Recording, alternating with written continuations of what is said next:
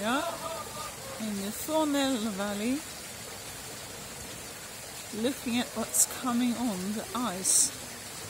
And this is the very beginning of winter. It's also 2 months prior to that big ice climbing event.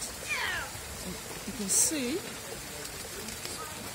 how the water is coming down from the mountain, water running inside and then it's freezing on the outside. And this is going to be a huge wall of ice climbing event starting on the 16th of January. And you can come and see it if you stay at Saint-Saison in Freycinet. You can see the valley. It's not much snow yet. It's snow on the peaks. And the whole of the valley is coming on.